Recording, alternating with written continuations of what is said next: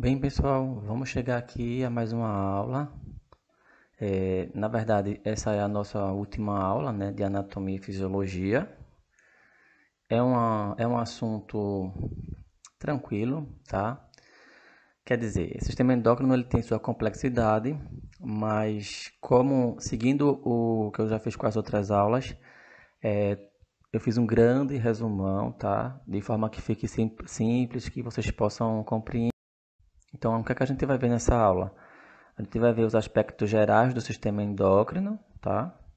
Vai falar sobre glândulas, claro, porque o sistema endócrino é o sistema das glândulas. Vai identificar onde fica cada glândula no corpo humano. Vai classificar, tá, as glândulas. Falar quais são os hormônios que elas secretam e qual a função de cada hormônio, de uma maneira geral. Então, de uma forma geral, né, de um aspecto gerais do sistema nervoso, do sistema endócrino, ele é um sistema que ele é formado por glândulas ou tecidos, né, que produzem substâncias essas que atuam juntamente com o sistema nervoso na coordenação de todas as atividades do organismo. É, Essas substâncias a gente chama de hormônios, tá?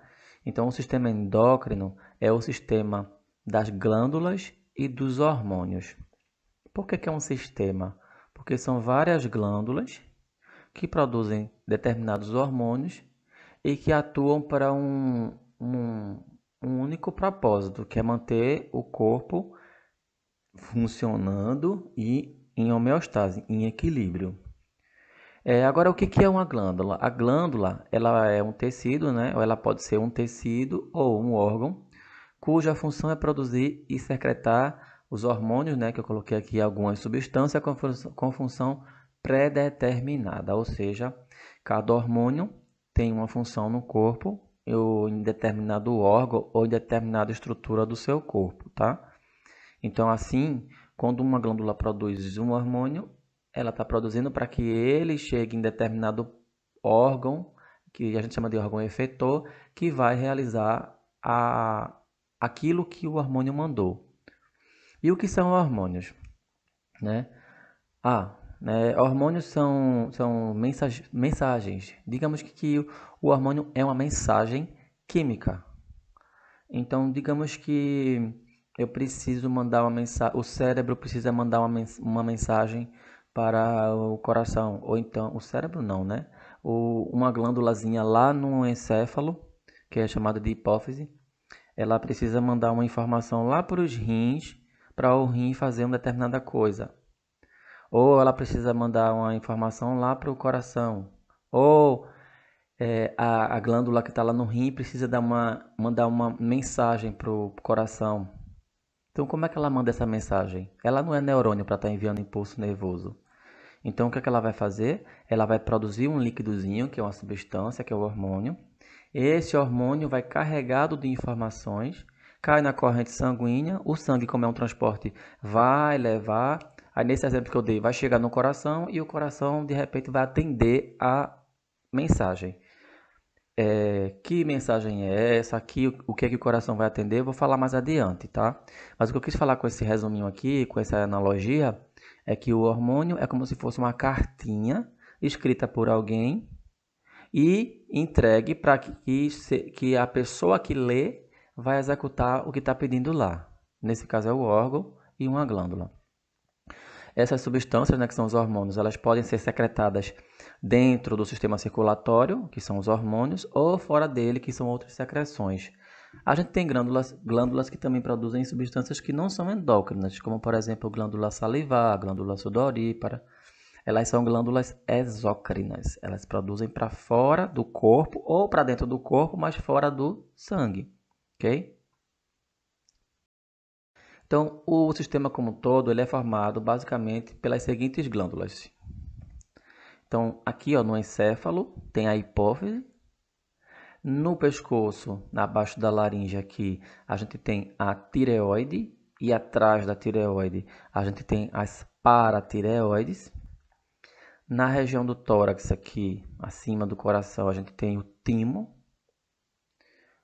Aqui na região abdominal, a gente tem o pâncreas e as suprarrenais, acima, renais dos rins, então ampliando ela aqui, olha aqui. E na região pélvica, nos homens a gente tem os testículos, na mulher a gente tem os ovários, ok? Então são essas as glândulas que fazem parte do sistema endócrino. Se eu for separar por região, eu tenho na região cefálica a hipófise, então glândula cefálica é a hipófise, tem a pineal lá dentro que a gente vai falar sobre ela. Na região cervical a gente tem tireoide e paratireoide, na região torácica o timo, região abdominal pâncreas e suprarrenais e região pélvica ovários e testículos, tá? Isso se for separado por região. Então vamos falar das cefálicas. Primeiro vamos falar sobre o corpo pineal, ou também chamada de glândula pineal. Ela situa-se no hipotálamo, que é lá no sistema nervoso, que a gente viu na aula passada, e ela produz um hormônio chamado melatonina. A melatonina é um hormônio que regula o ritmo cardíaco. Então, quanto mais melanina, mais sono, digamos assim. Regula o ritmo cardíaco, regula o sono também, tá? É o hormônio do sono, digamos assim. Então, a ação da melatonina, ela é inibida pela luminosidade. E quanto mais luz, menos produção de melatonina. Lembrando que a melatonina é o hormônio que faz a gente dormir, né? Que faz com que a gente durma. É o hormônio do sono.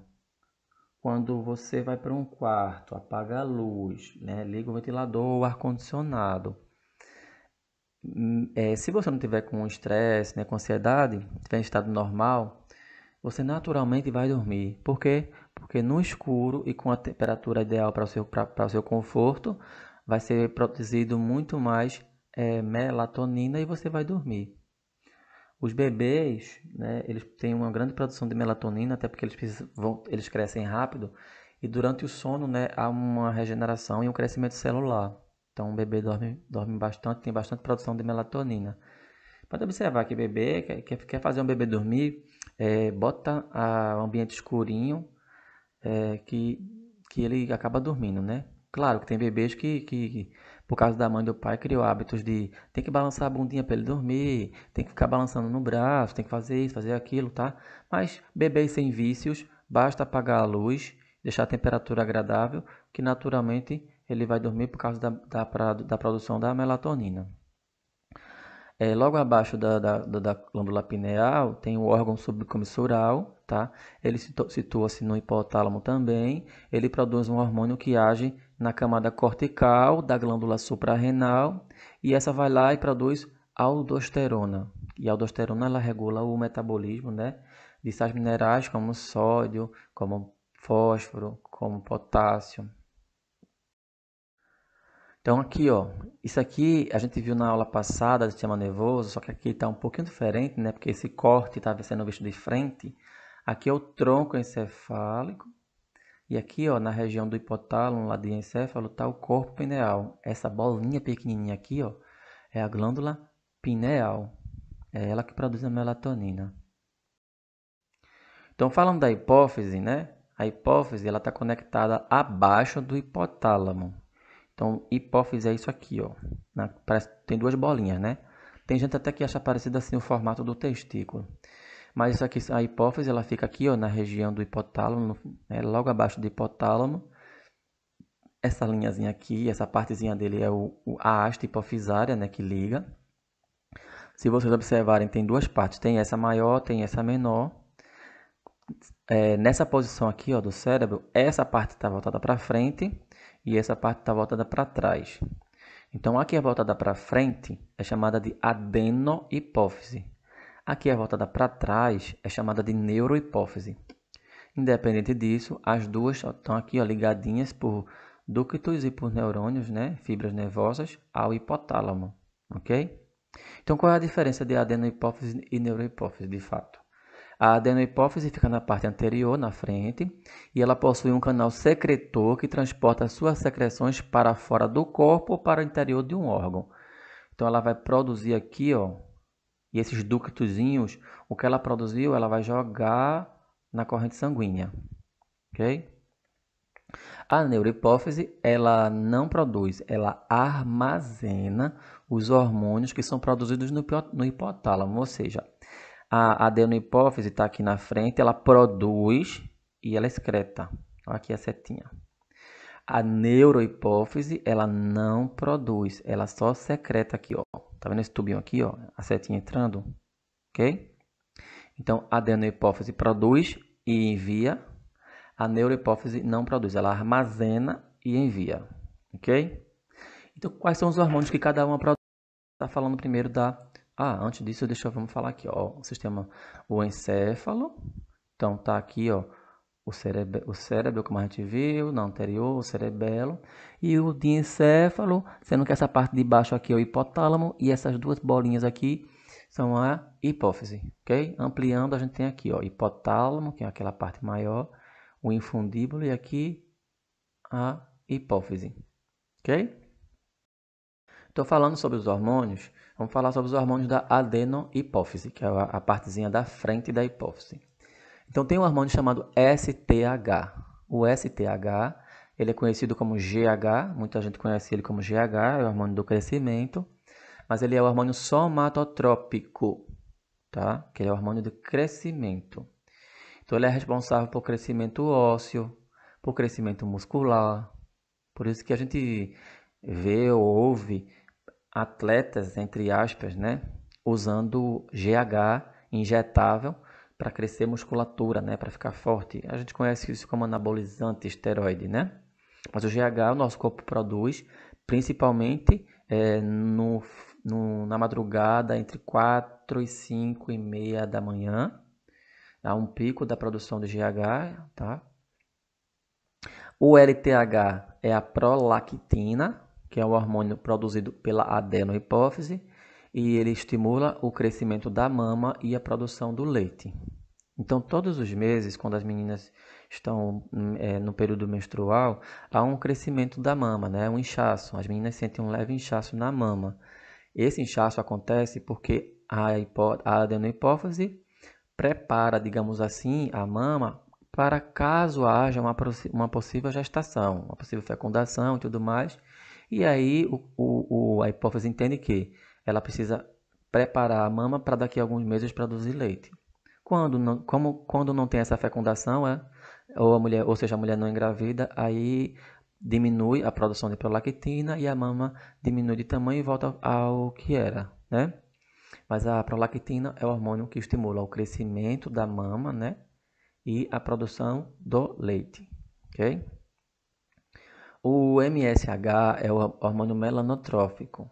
Ele é responsável pela distribuição de melanina na pele. Ou seja, tem células, os melanócitos, que produzem melanina na pele. Mas eles precisam receber a mensagem de que tem que produzir melanina constantemente, se for o caso de uma pele negra. Ou em caso de radiação solar, se for o caso de uma pele clara. Então, o melanotrófico é o hormônio produzido pela adenohipófise para fazer com que essas células produzam melanina. E aqui, ó, o TSH, que é a tireotrofina, é o hormônio que é produzido na adenohipófise, ou seja, lá na cabeça, e vai estimular a tireoide. Ou seja, para que a tireoide funcione, ela precisa receber uma informação aqui, ó, da hipófise, mais especificamente da adenohipófise, ok? Então a adenohipófise produz o TSH, que é a tireotrofina, e a tireotrofina vai estimular a tireoide a produzir os hormônios tireoidianos. É como se aqui fosse uma pessoinha, aqui fosse outra pessoinha, e essa aqui vai dizer, ei, começa a trabalhar, e aí a tireoide começa a produzir, ok? Os outros hormônios da adenohipófise são o ACTH, que é o adrenocorticotrofina. Pelo nome a gente já consegue até associar, né? Adreno, glândulas adrenais, que são as suprarrenais. Córtico é o córtex. e trofina, estímulo, crescimento. Então, a adenohipófise, ou o hipotálamo, vai produzir um hormônio precursor que vai agir na adenohipófise, que vai produzir o ACTH, que vai aqui, ó, estimular a glândula suprarrenal. Vai estimular ela para quê? Para ela produzir um hormônio chamado cortisol. Então, semelhante ao que eu falei agora, né, que a tireoide só trabalha se a hipófise mandar, a glândula suprarrenal só vai trabalhar, ou seja, só vai produzir hormônios se a hipófise mandar. Então, a hipófise, para mandar, ela tem que mandar uma mensagem. Essa mensagem vai através do hormônio adrenocorticotrofina, ok? O outro hormônio é o folículo estimulante e o luteinizante. O folículo estimulante, ele estimula o crescimento dos folículos. Então, aqui a gente tem o esquema de um ovário, o esquema da tubuterina. Aqui é outro, né? Então, o que é que acontece? O folículo estimulante, ele vai lá e, puf, pega esse aqui, ó, azulzinho, e diz assim: ei, folículo, esse mês é tu que vai amadurecer um óvulo, vai-te embora, desenvolve aí porque tu vai botar um óvulo para fora. Então, esse folículo começa a amadurecer, ó, começa a amadurecer, tá vendo que ele tá ficando maior aqui, ficou maior aqui e o óvulo tá lá dentro, né? O ovócito tá lá dentro. Só que o folículo estimulante, ele só funciona, ele só manda o ovário amadurecer um folículo, amadurecer um óvulo lá dentro. Ele não manda o folículo sair, o óvulo sair, o ovócito sair, ele não manda. Quem manda é esse aqui, ó, é o hormônio luteinizante. Então o luteinizante chega lá, ó, e diz assim: "Ei, folículo, bota para fora". Aí o folículo, puf, aí libera o óvulo e o óvulo vai lá para a tuba uterina. Então todo mês, meninas, tem um aumento na produção de FSH e LH, sendo que o FSH, folículo estimulante, vai pegar o folículo que está lá adormecido e vai fazer ele acordar e amadurecer. Quando ele amadurece o óvulo lá dentro, né, o luteinizante chega lá e diz: vai-te embora. Puf, aí ele acaba sendo liberado, né? Ele libera o óvulo. É o hormônio da ovulação, o luteinizante, ok? Numa mulher que já está entrando na menopausa, a quantidade de folículos é bem pouquinho, ó. Aqui tem um monte de folículo, né? Ele só começa a amadurecer, nessa cor que eu acho que é azul, ele só começa a amadurecer quando vem aqui o folículo estimulante que estimula ele. Mas na menopausa já começa, ó, ficar é, com menos folículos, até o momento que vai acabar. E aí é menopausa de vez. Aí tem uma baixa de... Aí cessa, né, a produção de folículo estimulante e de luteinizante. Agora que a gente falou da adenohipófise, que é o da frente, vamos para a neurohipófise. A neurohipófise, lembre, ela não produz, ela só acumula os hormônios que o hipotálamo produz. Então, o primeiro hormônio que eu vou falar da neurohipófise é a ocitocina. O hormônio ocitocina, ele age na musculatura lisa dos órgãos e ele é responsável pela descida ou eliminação do leite. Falta outra coisinha que eu vou falar. Então, ocitocina, sabe quando às vezes a mulher está gestante e não teve o bebê ainda, claro, está gestante lá, até com ter lá 4 meses, 5 meses e começa a sair pinguinhos de leite? Significa que ela está com uma produção boa de ocitocina e de prolactina, claro, porque a prolactina fez o leite ser produzido lá dentro e a ocitocina fica expulsando o leite, ó. E ele começa a pingar, né? Então, não só para a produção do leite a ocitocina funciona, mas veja, age na musculatura lisa. Então, musculatura lisa, vamos lembrar de útero. Então, se aqui na musculatura da região da mama, né? Claro, lembre, a mama tem gordura, tem tecido conjuntivo, né?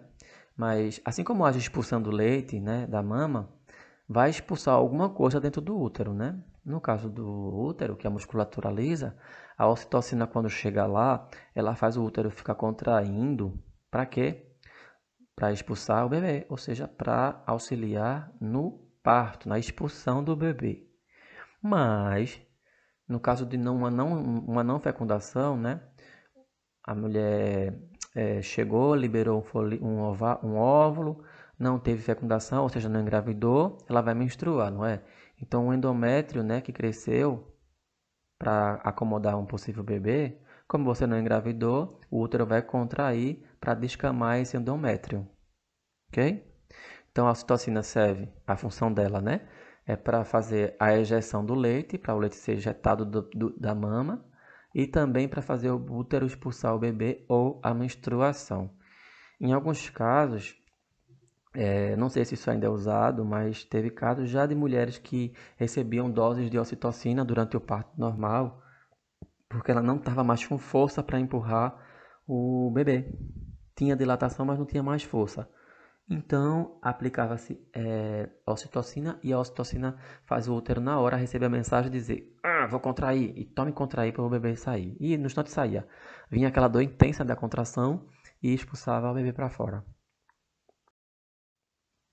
O outro hormônio da neurohipófise é chamado vasopressina, também conhecido como ADH. Ele regula a absorção de água nos túbulos renais. Vaso, lembre, vasinhos, pressina tem pressão, antidiurético. Se vocês lembrarem da palavra diurese, né, diurético significa fazer xixi, eliminar. Então, antidiurético significa não fazer xixi. Então, se eu estiver bebendo muita água e eu tiver com um aumento de hormônio antidiurético, significa que essa água vai ficar no meu corpo. Eu não vou fazer tanto xixi. E para que eu não faça xixi, os meus rins, em vez de eliminar, ele tem que reabsorver. Então, o que é que acontece no esquema? Vamos dar o exemplo de uma pessoa que está bebendo pouca água. Então, a pessoa que bebe pouca água, naturalmente, ela vai ter um aumento na pressão osmótica do sangue, ou seja, vai ter uma maior concentração de sais no sangue. Né? De sais que eu falo, dos elementos minerais. E depois, esse aumento de sais vai estimular os receptores do hipotálamo, e os receptores do hipotálamo vão produzir o ADH e vão jogar aqui, ó, na neurohipófise. Aí a neurohipófise vai jogar o ADH que ela armazenou aqui, ó, nos rins. Quando chega nos rins, o ADH vai lá para os ductos coletores. Se vocês lembrarem, os ductos coletores, eles reabsorvem aquilo que o nosso corpo tiver faltando e jogam fora o que o corpo tiver em excesso. Então, como você aqui, ó, tá bebendo pouca água, quando o sangue passa pelo rim filtrando aqui, você já tem pouca água. Então, o rim vai reabsorver aquela água para que você não desidrate, né? E aí, grande quantidade de água é reabsorvida e, consequentemente, vai diminuir a pressão osmótica do sangue, vai diluir lá. Então, o ADH ele é antidiurético, ou seja, você faz menos xixi. Um exemplo disso é quando você está na academia. Quando você está trabalhando na academia, você bebe bastante água, você bebe água de instante em instante. Mas se você parar para pensar, você não fica indo ao banheiro de instante em instante para fazer xixi. Por quê? Porque apesar de você estar bebendo muita água, você está suando muito também. Então você já está eliminando água pelas glândulas sudoríparas. Então há uma grande elevação de ADH, a produção de ADH e liberação no sangue, que vai lá para o rim. E lá no rim, o hormônio diz: ei, túbulo renal, ei, néfron, segura aí o xixi, ou segura aí a água, pega de volta, que ele já está eliminando lá pelas glândulas sudoríparas. Segura aí. Quando ele terminar a atividade, aí eu libero, tá bom? Aí a gente fica sem fazer xixi o tempo todo durante a atividade física. Mas depois que você sai da academia, pode observar quem faz academia ou quem já fez. Quando você sai da academia, 5 minutos depois que você vai pelo meio do caminho, ou então quando chega em casa, dá uma vontade enorme de fazer xixi. Por quê? Porque agora vai ter uma diminuição na produção do hormônio antidiurético e você vai e o rim não vai mais estar absorvendo grandes quantidades de água, ok? Detalhe: quando a gente bebe álcool, né, cerveja, vinho ou qualquer outra coisa, a gente fica querendo ir ao banheiro o tempo todo, né? Fazer xixi, principalmente cerveja. Então, significa que a cerveja ela inibe a produção do ADH, ela inibe a ação do ADH. Ou seja, o rim não vai ficar reabsorvendo, o rim vai jogar fora. E aí você desidrata, por isso que desidrata. Então, se tiver algum, vamos falar aqui, ó, de disfunções hormonais, né? Se tiver algum problema na função da glândula hipófise, ou seja, ela não está trabalhando direito, ela está produzindo mais hormônio ou menos hormônio do que deveria. No caso do GH, né? Se ela estiver produzindo mais GH do que o normal, o indivíduo pode vir a ter gigantismo. Se ela vier a produzir menos, o indivíduo pode vir a ter nanismo. Isso não quer dizer que o anão todo anão tenha problema, né, de disfunção na hipófise. Não, porque tem nanismo hereditário, ok? Mas tem aquele nanismo que, quando você faz o exame lá, você vê que a hipófise está produzindo menos hormônio do que o normal. E o gigantismo é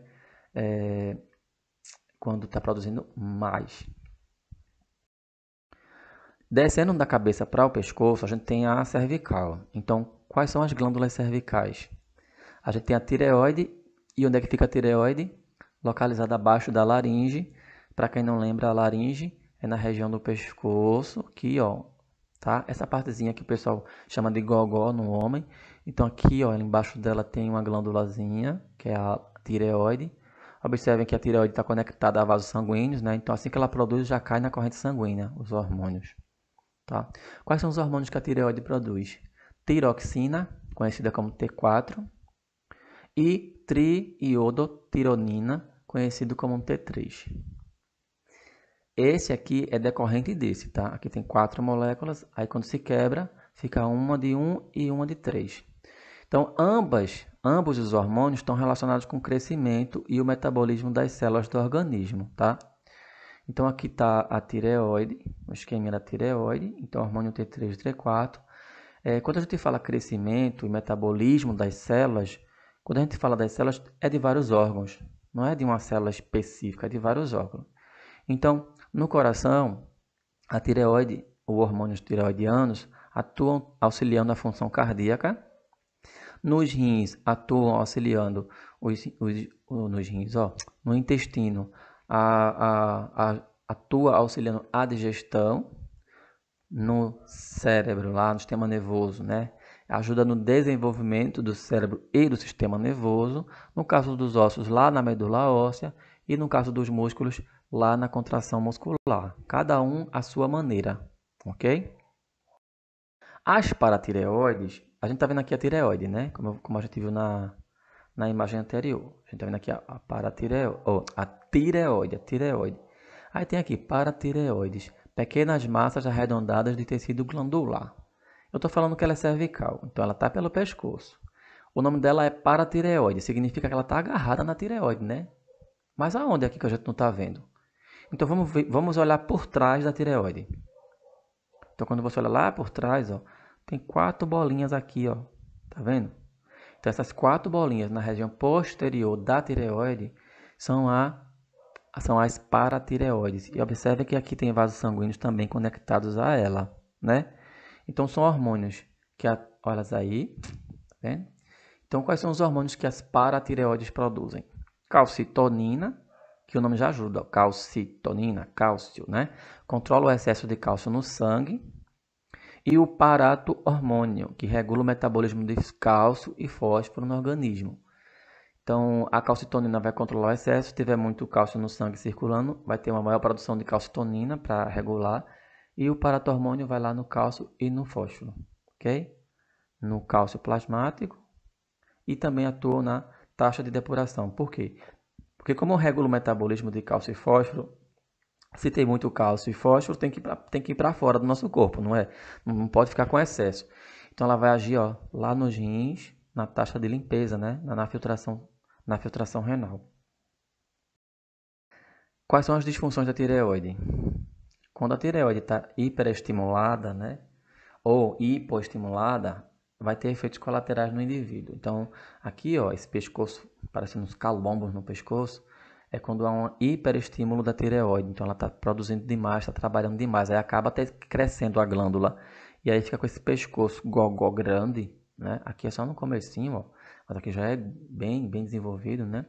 Isso é chamado de bócio, tá? Tem tratamento. Tem países... e isso acontece pela falta de iodo ou o excesso de iodo, tá? Outro efeito aqui, ó, são os olhos amarelados e para fora. Não sei se vocês estão observando que o olho está para o lado para fora, né? Da órbita direita.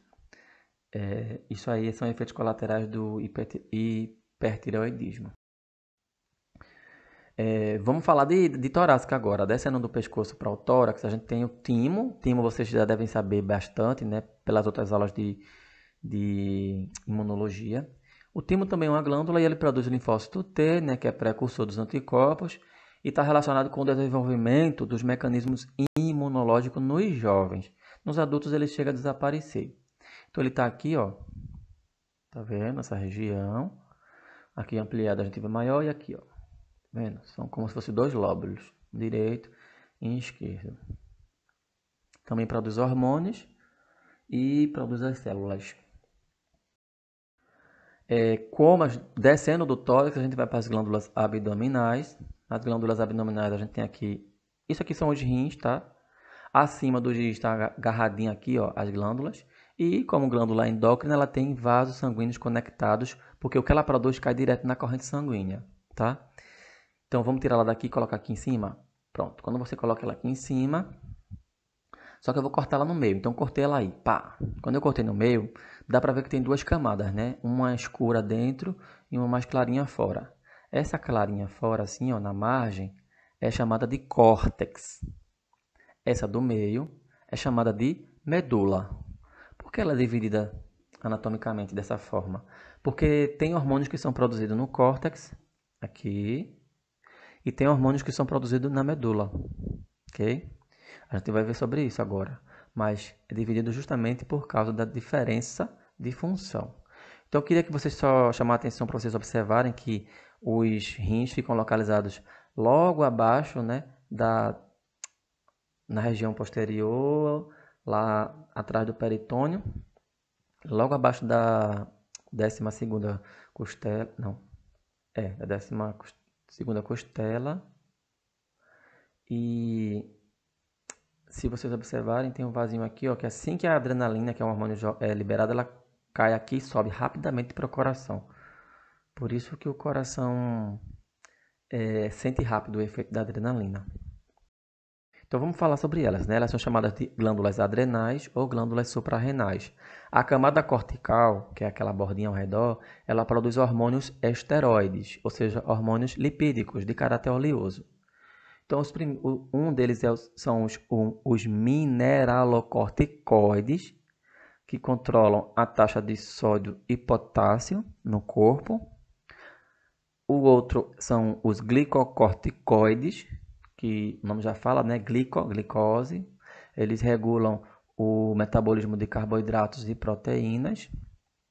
E os hormônios sexuais também são produzidos lá, alguns, os hormônios andrógenos, como progesterona e estrogênio, tá? Importante para vocês lembrarem, ó, corticoide vem de córtex. Como ele é produzido no córtex, ele vai terminar com corticoide, ok? Mineralo são os minerais, sódio e potássio. Corticoide no córtex, glicose, carboidratos, glicocorticoide, ok? E se é carboidrato, também é proteínas, ok? E aqui está a ação dele na produção de hormônios andrógenos, que são um exemplo de progesterona, estrogênios, ok?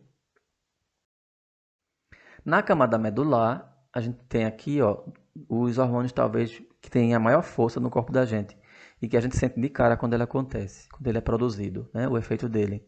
Então, a adrenalina, também conhecida como epinefrina, ela possui efeito de aceleração do coração, vasoconstrição e aumento de pressão.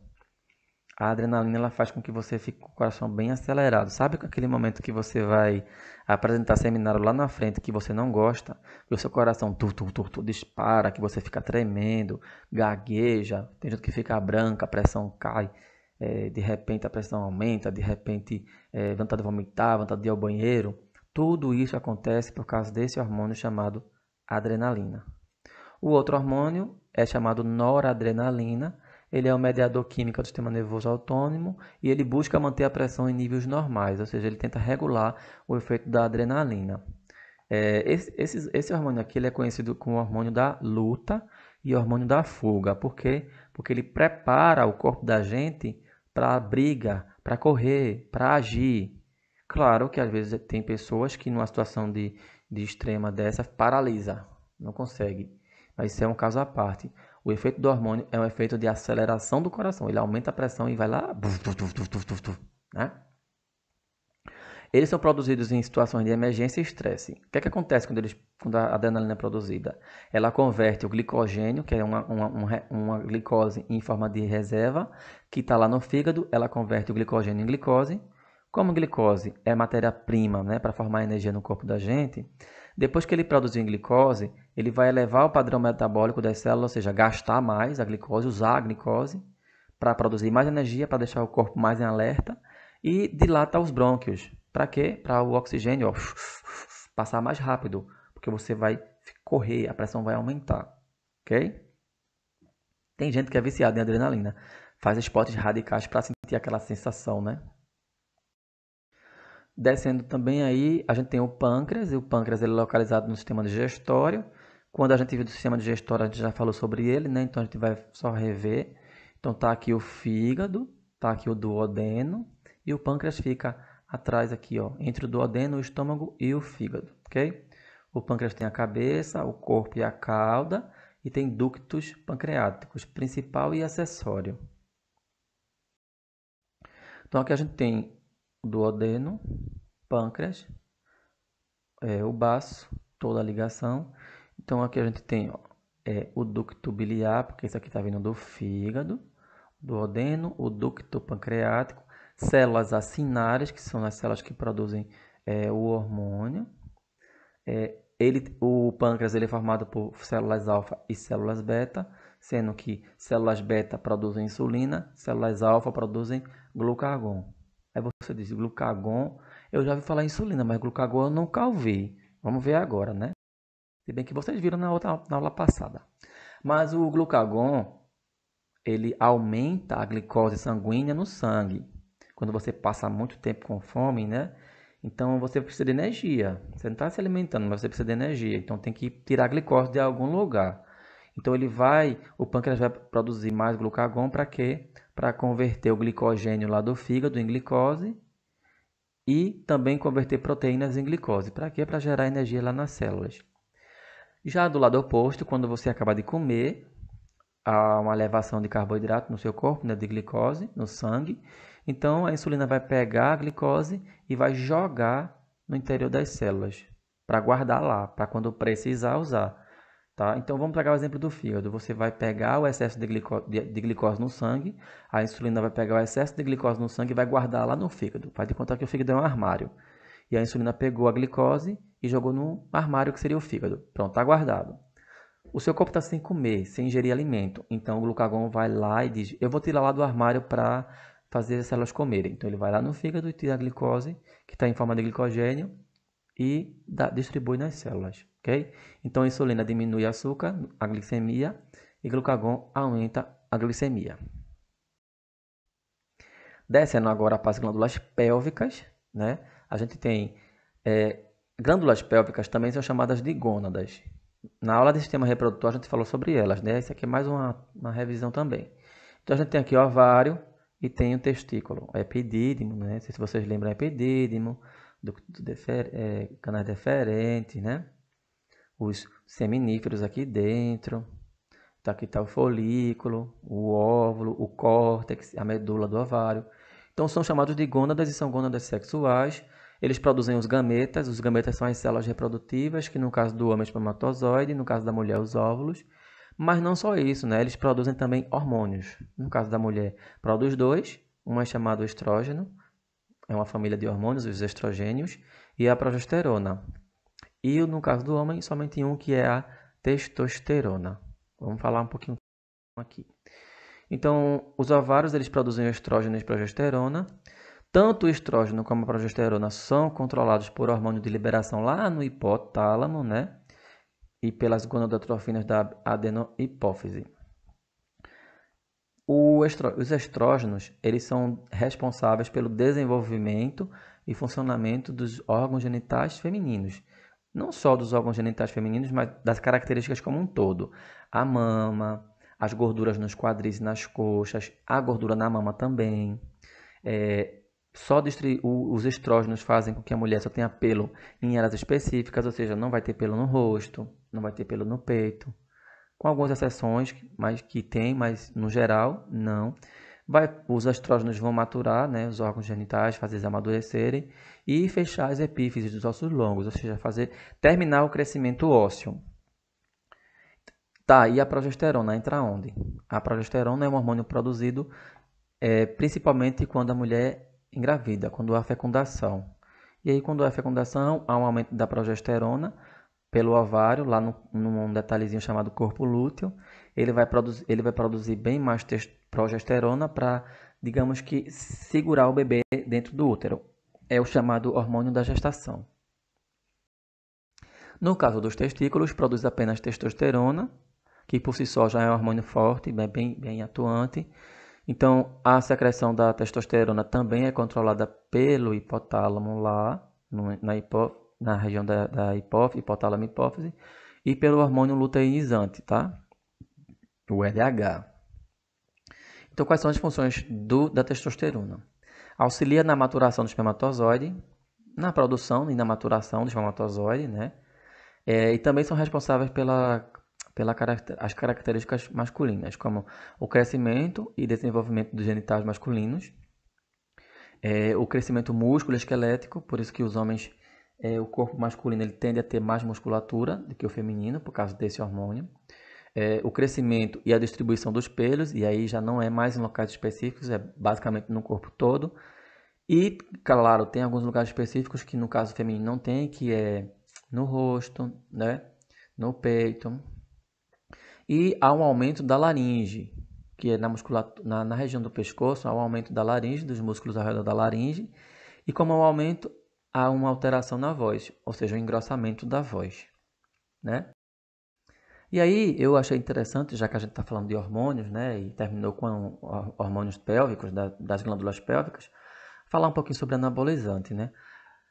Quando a gente fala de esteroide e anabolizante, o esteroide é um hormônio de caráter lipídico e tudo bem, até aí tudo bem. Só que anabolizante significa que vai construir, anabolizar significa construir moléculas grandes, construir tecido, fazer crescimento de tecido, né, digamos assim. Então, quando a pessoa utiliza-se de hormônios anabolizantes injetáveis, ela está colocando no corpo substâncias que vão fazer o corpo dela crescer, desenvolver ou ter uma proliferação celular maior do que o que aconteceria se fosse no estado normal. Infelizmente, tem muita gente que toma e não deveria estar tomando, porque o corpo já produz naturalmente. Você realizando exercício físico, você já vai ter um crescimento. Agora, claro, é um crescimento diferente do crescimento que a gente vê nos fisiculturistas, por quê? Porque quando você injeta, você está aumentando as doses. Então é como se você estivesse forçando o seu corpo, né? Infelizmente tem casos aí, ó, que humanos utilizam os que são aplicados em animais, como por exemplo em cavalos, né? Os resultados são esses. Então, olha só, tem um grande efeito da testosterona no corpo é a diminuição da gordura subcutânea. Por isso que muitos atletas acabam recorrendo a tomar testosterona injetável, porque ela tira a gordura, ela queima, ela diminui a gordura. E aí, ó, olha o que acontece com o corpo do indivíduo. Esse aqui, ó, é pele e músculo. Olha o glúteo. Glúteo não. Na verdade é porque não tem mais bunda. Isso aqui é só o músculo revestido pela pele. A camada de gordura que deveria ter aqui na bunda, né, digamos assim, não existe porque ele toma tanto hormônio que desenvolveu o músculo, diminuiu a gordura e ficou músculo e pele. Então você consegue ver, ó, as fibras musculares, a direção delas, tá vendo? Mesma coisa aqui, ó. Vê bem. Isso não é bonito. Isso não é bonito. Mas quem toma acha isso bonito, né? Olha a outra criatura aqui. Esse daí danou o anabolizante para dentro e ficou totalmente deformado. Ele pode até se achar bonito, mas olha só o trapézio como ficou enorme. Nem pescoço ele tem mais, ele tem trapézio. Ele tem cabeça, trapézio e tronco. Ele não tem cabeça, pescoço e tronco. Aí você vê essa coisa enorme e a cintura pequena. Vê que coisa estranha. Como esses indivíduos tomaram bastante hormônio, provavelmente o testículo deles atrofiou, porque no excesso o testículo para de produzir e deve ter ficado pequenininho. E deve ter ficado sem funcionamento até. Olha só. Olha só. A pessoa achar isso bonito, hein? Esse aqui com certeza não tomou somente hormônio, deve ter tomado outros tipos de óleos, né? Que acabou ficando dentro do tecido, ou seja, porque um esteroide é oleoso, então deve ter ficado dentro do tecido, preso lá dentro o óleo, não saiu, o músculo criou uma camada de tecido isolando o óleo. Se você cortar aqui, deve sair óleo, como é o exemplo no videozinho que eu vou mostrar quando a gente for falar sobre isso. Então, olha só, não é uma coisa exclusiva só de homens de tomar anabolizante, olha só, né? Um ser humano normal, treinando normalmente, não fica assim, não fica. Olha só, se você cobrir a cabeça dessa mulher aqui, ó, você vai dizer que é um homem. Mesma coisa essa, se você cobrir, você vai dizer que é um homem. Se você fechar os olhos e abraçar uma pessoa assim, você vai sentir que está abraçando um homem. Não é? Porque esse tipo de estrutura muscular não é uma estrutura muscular preparada, né, para o corpo feminino. Até por conta do estrogênio, que o estrogênio ele faz com que o corpo feminino acumule um pouco mais de gordura na mama, que não tem, ó, observem a mama aqui. Quase não tem mama. Praticamente não tem, só tem o peitoral mesmo. Tá vendo? Porque tem uma baixa de estrogênio e tem uma elevação de testosterona que ela deve tomar. Até o rosto fica masculinizado. Olha o que acontece quando se injeta óleos, né?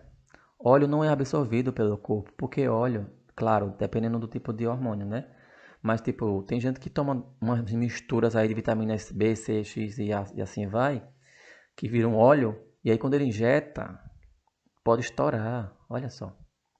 E quando necrosa, ou seja, a morte celular, meio que apodrece. Olha só. Olha só.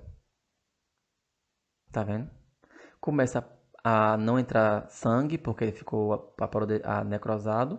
E o indivíduo desse acaba perdendo o braço. E perde mesmo. Para terminar a aula, a gente vai ver um videozinho, tá? É um vídeo curto, bem curto. Achei bem interessante, bem legalzinho, falando sobre o sistema endócrino, tá? Então, vamos lá ver esse videozinho para terminar. Existem 3 tipos principais de mensageiros químicos que o nosso corpo usa: os hormônios, os neurotransmissores e os neurohormônios. Esses mensageiros são substâncias que permitem a comunicação entre diferentes células do corpo. Hoje vamos falar dos hormônios. Eles são substâncias produzidas principalmente pelas nossas glândulas endócrinas, além de outros órgãos e tecidos.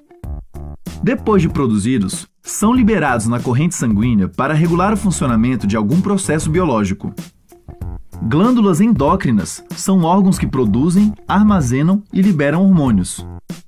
Existem 10 glândulas endócrinas principais que fazem parte do corpo humano e chamamos de sistema endócrino o conjunto dessas glândulas e os hormônios que elas produzem. Algumas das glândulas endócrinas mais conhecidas são a tireoide, o pâncreas, os testículos e os ovários. Esses órgãos regulam várias coisas, como a reprodução, a homeostase, o crescimento e o metabolismo das pessoas. Essa regulação é feita por meio da liberação de um ou mais hormônios, dentre mais de 70 tipos diferentes. Cortisol, insulina, testosterona e estrogênio são alguns exemplos desses hormônios. Cada um deles ajuda a regular um ou mais processos do corpo. Por exemplo, a calcitonina é um hormônio produzido pela tireoide que ajuda a regular os níveis de cálcio e fosfato no sangue. Ela faz isso inibindo a ação de um tipo de célula que remodela o tecido ósseo do corpo, conhecida como osteoclasto. Quando os osteoclastos destroem algum tecido ósseo no corpo, é liberada uma maior quantidade de cálcio no sangue. Para regular essa quantidade, a calcitonina faz com que os osteoclastos destruam menos tecido ósseo. Geralmente, o corpo produz e secreta uma quantidade equilibrada de cada hormônio quando necessário, mas por mais incrível que seja o nosso corpo, ele não é perfeito. Milhares de pessoas desenvolvem doenças relacionadas ao sistema endócrino. Vamos pegar como exemplo o hormônio conhecido como insulina. O pâncreas é uma glândula que produz a insulina. Ela é liberada na corrente sanguínea e passa por várias células, fazendo com que elas absorvam a glicose disponível na corrente sanguínea. Quando existe muita glicose no sangue, o pâncreas libera mais insulina para que as células absorvam o excesso e o sangue volte a ter um nível equilibrado de glicose. Mas muitas coisas podem dar errado nesse processo quando alguém tem diabetes. O diabetes é um conjunto de doenças ligado ao sistema endócrino. Pessoas com diabetes tendem a possuir níveis elevados de açúcar no sangue. Existem diferentes causas e consequências para cada tipo de diabetes. Os dois principais tipos são o do tipo 1, no qual o pâncreas não produz insulina suficiente, e o do tipo 2, no qual as células do corpo não reagem à insulina como deveriam. O do tipo 2 é de longe o mais comum. Sem o tratamento, o diabetes pode levar a pessoa à desidratação extrema, coma e até mesmo à morte. Hoje em dia, uma pessoa com diabetes pode ter uma vida plena se aderir ao tratamento. O conhecimento científico sobre os hormônios e as tecnologias advindas dele tem impactado muito a sociedade. A pílula, um dos métodos de contracepção mais usados atualmente, assim como a fertilização in vitro e os tratamentos para diabetes, têm melhorado a vida de milhares de pessoas. Espero que vocês tenham gostado da aula, né? A gente está acabando a aula. Na verdade, a gente está acabando a disciplina, tá? Mas para essa aula, não esqueçam de responder lá no ambiente virtual a atividade que eu lancei. Não precisa ser hoje, tá? Pode ser amanhã ou depois, mas não deixem de fazer, até porque na próxima aula a gente vai fazer um simulado, ok?